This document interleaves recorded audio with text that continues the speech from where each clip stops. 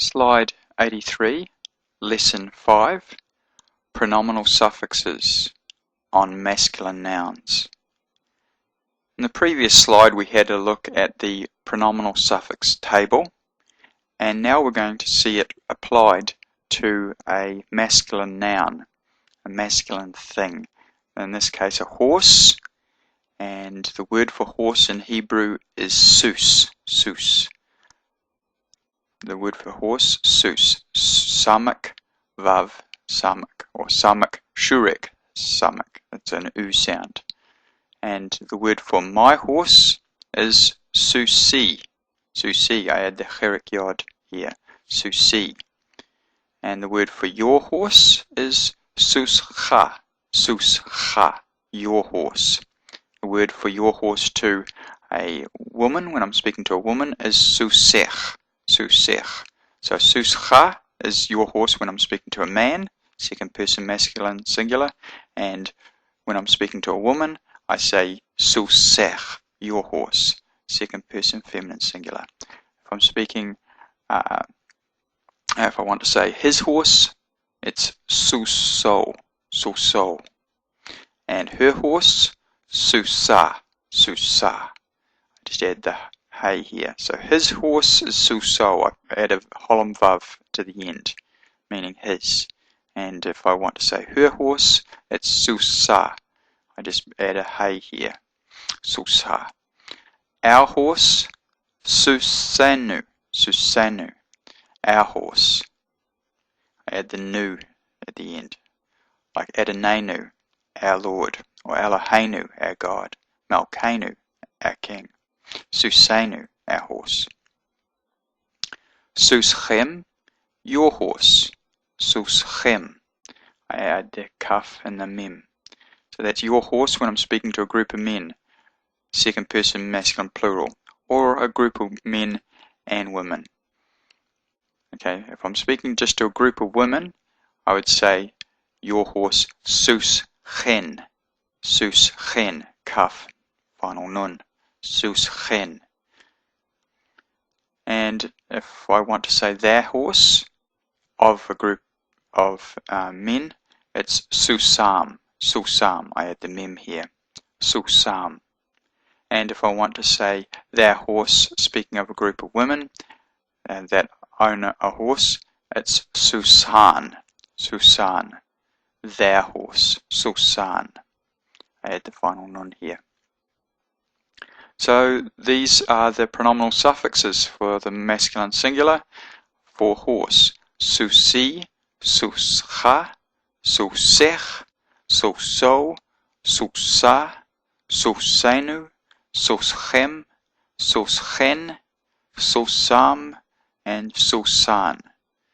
Again, it's susi, my horse, suscha, your horse, susech, your horse, but to a woman, suso, his horse, susa, her horse, susanu, our horse, suschem, your horse, suschen, your horse, but to a group of women, susam, their horse, and susan, their horse, to a group of women. So again, this may seem like quite a big deal, but you'll see this on every sentence and you'll soon learn them. Again, as I said in the previous slide, print that slide out and have it for handy reference. Now we'll have a look at slight variation when I want to say my horses or your horses, etc., as opposed to horse. So in this example here, the masculine singular, I said susi, my horse. And if I want to say my horses, it's susai. So susi and susai. My horse, susi, and my horses, susai. So this table here is more or less the same as this one, except we have a little yod appearing before the rest of the suffix. And the yod just denotes it's a plural. So susai, my horses. Susecha, your horses. Suseach, your horses. But to a group of women. Susav, his horses, or Susav, his horses. Suseha, her horses. Susenu, our horses. Suseichem, your horses. Suseichen, your horses. And Suseihim, their horses. And Suseihin, their horses. So again, the difference between these two is just the yod, denoting a plural. And you'll tell in context too. So don't get too hung up on it, but just learn these suffixes here. Print them out on a table. Perhaps you want to create some cards and learn them. So susai, my horses. Susecha, your horses. Suseich, your horses. Suseav, his horses. Suseha, her horses. Susenu, our horses. Suseichem, your horses. Suseichen, your horses. Suseihim, their horses. And Suseihin, their horses. So I'll just compare these tables with one another. My horses, Susi, as opposed to Susai, my horses. Susi and Susai. Suscha, your horse, or Suseicha, your horses. Suscha and Suseicha. If I want to say your horse, it's Susech to a woman, and it's your horses, Suseich. So Susech and Suseich. If I want to say his horse, it's Suso. If I want to say his horses, it's Susav. Susav. If I want to say her horse, it's Susa. If I want to say her horses, it's Suseha. If I want to say our horse, it's Susenu. If I want to say our horses, it's Susenu. So this is Susenu and Susainu, just slightly longer, lengthened vowel because of the yod. If I want to say your horse, it's Suschem, your horse. If I want to say your horses, it's Suseichem, your horses. If I want to say your horse to a woman, a group of women, it's Suschen. And if I want to say your horses to a group of women, it's Suseichen. So Suschen and Suseichen. If I want to say their horse of a group of men, it's Susam. And if I want to say their horses of a group of men, it's Suseihim. So Susam and Suseihim. Their horse is Susan, and when I'm speaking of a group of women that own horses, and if I want to say their horses, it's Suseihin. So their horse, Susan, and their horses, Suseihin. So that's the pronominal suffix on masculine nouns, in this case the noun sus.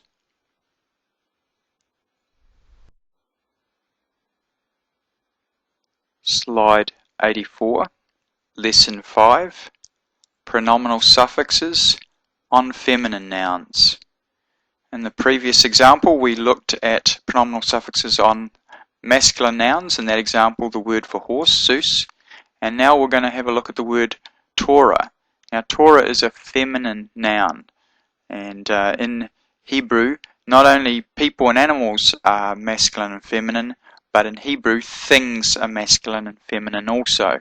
This is the same in German and French, but in English we call things an it, but in Hebrew things are called he or she. It takes a little bit of getting used to, but that's the way it is. So we're going to look at the word for Torah in Hebrew. And when we add the pronominal suffix to the word Torah, the hay on the end of Torah becomes a tav, just so it sounds better, I think. So Torah becomes law, becomes Torah-ti, my law, Torah-ti.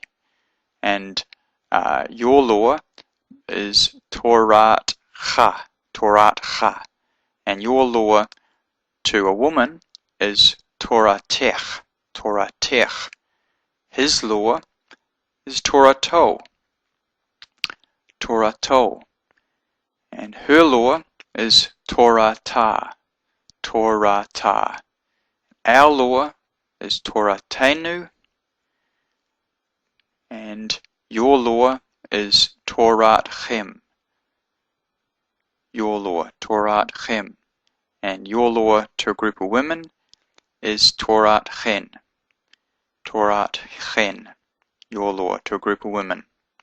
So the difference between these ones here, your law, and these ones here, your law, is that this is singular when I'm speaking to one man or one woman, your law, Torah cha and Torah tech, and down here I'm speaking to a group of men or a group of women, and I'm saying yours, your law. So it's Torah chem